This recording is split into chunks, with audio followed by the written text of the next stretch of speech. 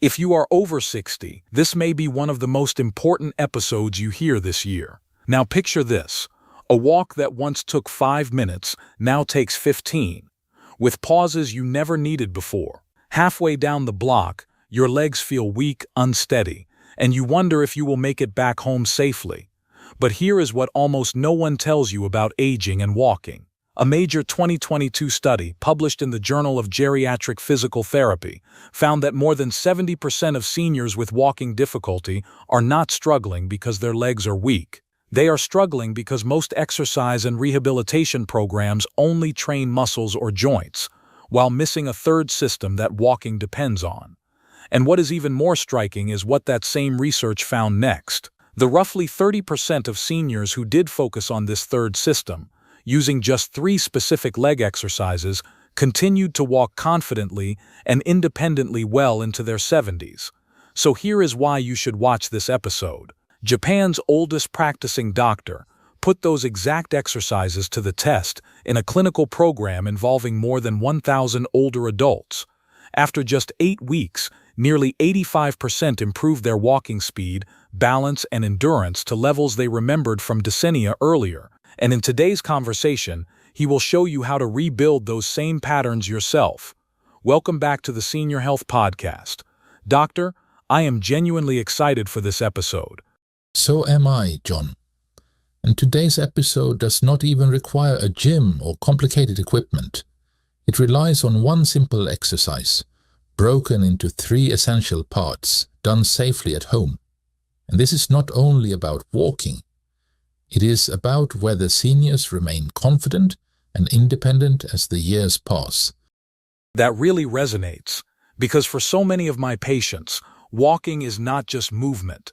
It represents freedom, confidence, and the ability to participate fully in life without fear.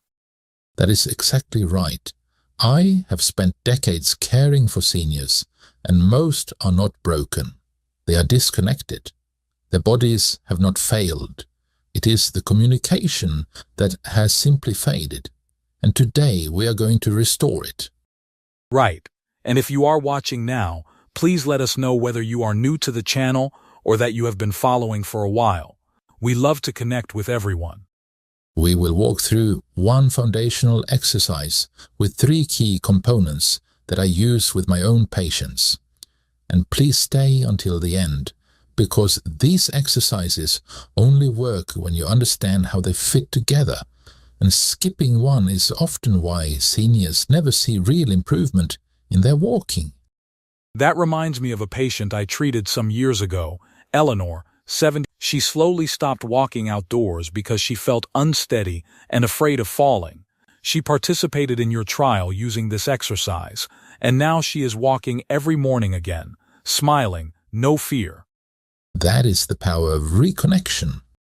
So let us begin there before we dive into the actual exercise. Why does walking become harder after 60? And what is really happening inside the legs and nervous system when that change begins? Walking becomes harder for 3 reasons I hear again and again from my patients. They tell me they cannot walk as far as they once could. They feel slower even on familiar ground, or walking begins to hurt enough that they avoid it. What is important to understand is that these problems rarely appear alone, and over time they begin to reinforce each other. As confidence drops, movement becomes cautious, and the body slowly adapts to doing less. I hear that almost daily, and there is often fear underneath it. Seniors worry that this is the beginning of losing independence, even when they are still active in many ways. Yes, and this is where many older adults misunderstand what is happening inside their bodies. Pain, slowness, and limited distance are usually not 3 separate failures, but one shared breakdown in how walking is supported. With age, the body becomes efficient at conserving effort, especially when movement feels uncertain or unsafe. That efficiency slowly rewires how walking works, making it feel heavier and less reliable over time. That explains why so many feel stuck, even when they are trying to stay active and do the right things. And this is where I want everyone to feel encouraged, not discouraged. What looks like aging is often a system that has gone quiet, not a body that is worn out. That really reframes the problem for me. When you say system instead of symptom, what exactly do you mean? And how does that change the way we think about fixing walking after 60? Let me explain what I mean by a system, John. Walking is not one action, but a conversation between structure, strength, and control that must stay in balance. When that conversation weakens, the body does not fail all at once. It quietly compensates in ways that make walking harder. That image of a conversation really lands for me. It sounds less like damage and more like something drifting out of tune over time. Yes, and a simple way I often describe it to seniors is to think of the body like a bicycle. The frame is your bones and joints, which give you structure and stability before anything else can work. The wheels are your muscles, which create movement, speed, and the ability to go farther without fatigue. That makes it very easy to picture how one weak part affects the whole ride. Exactly, and there is a third part most people forget until it is gone. The handlebars are your nervous system, guiding balance, timing, and direction with every step you take. Without steady handlebars, even a strong frame and powerful wheels cannot keep you moving safely. I can already see how many programs focus on pedaling harder and forget steering entirely. That is precisely where most elderly are led astray. Many programs strengthen muscles or stretch joints, but they never restore how these systems work together. And when one part is trained alone, the body often becomes more cautious instead of more confident. That helps explain why seniors can exercise faithfully and still feel less steady over time. Now, here is the part I want listeners to lean into for a moment. Even when the system has gone quiet, it can be brought back with the right approach, but only if we change how we think about progress and effort. That sounds important, and it makes me curious. How do you help us rebuild that system without pushing them too hard or making things worse? Well, the way I rebuild it is by changing how seniors think about effort. Most believe progress comes from doing more, but the body responds far better to gentle, consistent signals. Instead of adding strain, we restore communication, step by step. That already feels reassuring, especially for seniors who worry about making things worse. Yes, and that is why I simplify everything. I give my patients one main exercise that safely wakes the entire walking system back up. It is slow, controlled, and designed for older bodies, not athletic performance. That really lowers the barrier to starting. Many seniors tell me they stop before they begin because exercises feel risky or overwhelming. Exactly, and that fear matters.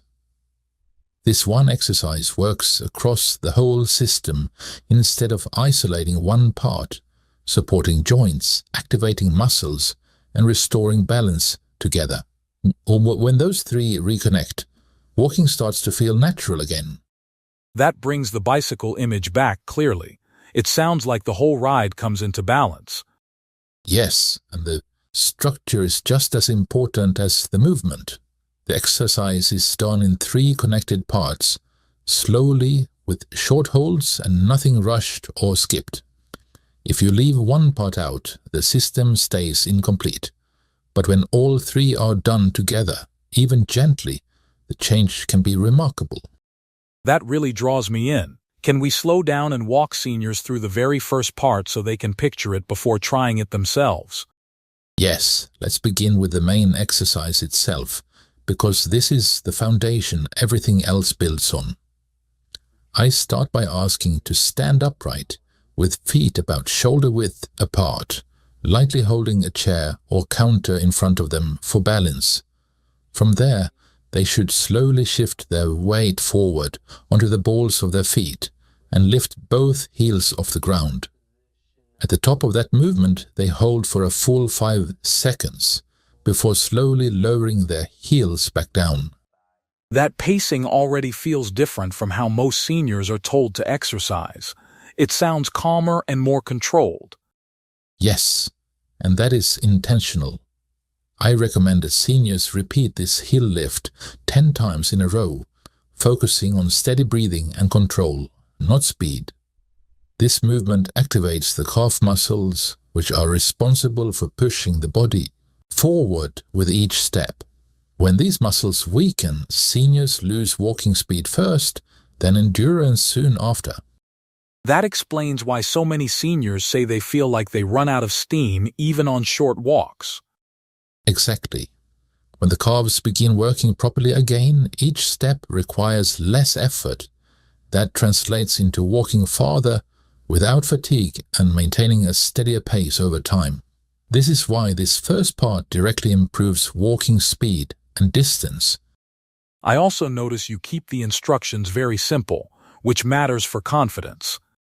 And simplicity is critical.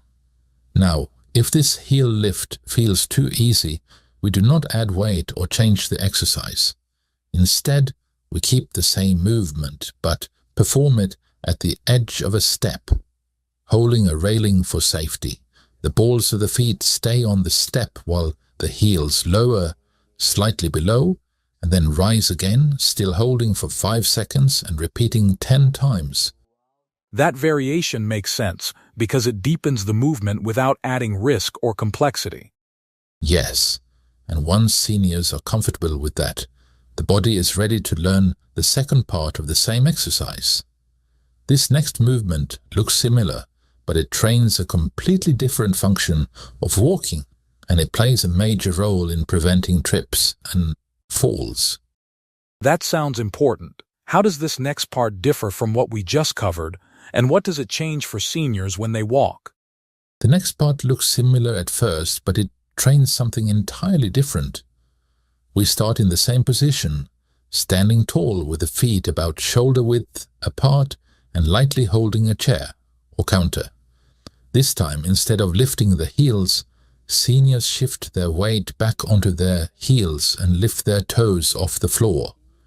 At the top, they hold that position for 5 seconds, then slowly lower the toes back down. I can already hear seniors saying that feels unfamiliar in a good way. Yes, and that difference is exactly the point. I asked them to repeat this toe lift 10 times, just like the first movement, moving slowly and staying in control. This activates the muscle along the front of the shin, which is responsible for lifting the foot when you walk. When that muscle weakens, toes begin to drag, and that is where trips and falls often start. That explains why so many seniors catch their foot on rugs or curbs even when they feel strong otherwise. Exactly. This movement improves toe clearance and foot control, so the foot lifts cleanly with each step. When paired with the heel lift we discussed earlier, walking becomes smoother and more predictable. One builds the push forward, the other ensures the foot clears the ground safely. You can really hear how they complete each other rather than competing. That balance between them matters deeply. Seniors who only train pushing off often feel faster, but not safer. Seniors who only train lifting the foot may feel careful, but still lack power. Together, these two parts restore a more natural walking rhythm. That feels like a meaningful shift already. But there is still one piece most seniors never think to train.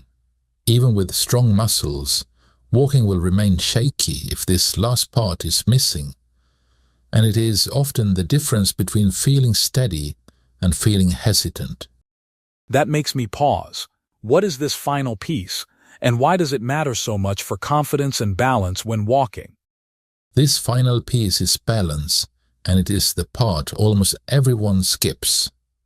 We return to the same heel and toe movements, but now we slowly reduce how much we hold on. Instead of gripping the chair, seniors use just 1 or 2 fingers, or none at all if it feels safe.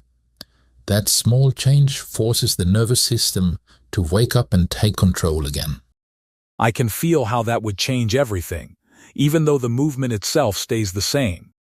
Yes, and this is where confidence is rebuilt.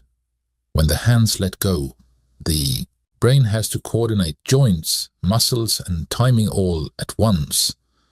That is exactly what happens during real walking, especially outdoors or on uneven ground. Balance is not a muscle, it is a conversation, and this part restores it. That explains why seniors can be strong yet still feel unsteady. Exactly. I ask seniors to repeat the same 10 heel lifts and 10 toe lifts, but now with reduced hand support. They move slowly, hold each position for 5 seconds, and stop if anything feels unsafe. Skipping this part often means walking improves a little, but never feels truly secure. That really highlights how important this last step is. And here is where everything comes together. These are not 3 separate exercises. They are one complete walking solution. The joints provide structure, the muscles provide movement, and the nervous system provides control. I like how that reframes it as cooperation instead of effort. Yes, and for most seniors, less really is more. I recommend doing all 3 parts together once or twice a day. 10 repetitions each, holding 5 seconds and increasing gradually by no more than 10 to 20% per week. There is no rush, because steady progress is what restores independence. That pacing feels respectful of how seniors actually live day to day. And when these 3 parts are practiced together, walking stops feeling like work. It begins to feel coordinated again, almost familiar. That is the moment when confidence quietly returns. That makes me want to pause and picture how different that could feel for someone listening right now. How do you help seniors know they are progressing without pushing too fast or undoing that confidence? Let me explain how I guide seniors through that without taking away their confidence. I ask them to see these 3 parts as one single practice, not separate tasks to conquer. When joints, muscles, and balance are trained together, the body gives clearer feedback about progress. That feedback is what keeps seniors safe and motivated. That feels very different from the push harder mentality most of us grew up with. It sounds more like listening than forcing. Yes, and listening is the skill most seniors have lost trust in. I recommend they perform all 3 parts together once or twice a day, never rushing. 10 repetitions for each movement, holding each position for about 5 seconds is enough in the beginning. Progress is measured by how steady and confident walking feels, not by how tired they are afterward. That really reframes success in a gentler, more human way. Exactly, because when seniors push too fast, the nervous system responds with caution. But when progress is gradual, the system begins to cooperate again. I hear that a lot in seniors who feel stuck despite trying hard. And this is where patience becomes part of the treatment. When improvements come steadily, confidence grows quietly instead of being shaken by setbacks. That makes me think about how different the outcome could be when seniors feel supported instead of pressured. What happens for those who need an easier place to start, or for those ready to gently challenge themselves without losing that sense of safety? What matters most is that you understand this is one complete practice, not a test of strength or endurance. When the 3 parts are done together, gently and consistently, the body begins to signal progress through steadiness and ease, not exhaustion. That is how confidence is protected instead of shaken. That feels grounding, and it makes the process feel safe instead of intimidating. I think we got a good roadmap here on how to improve our walking. So if you are still listening, kindly let us know in the comments for how long you have been following us. And don't forget to like this video. Oh, and watch this next video right now. Yes, please. We've picked this one especially for you.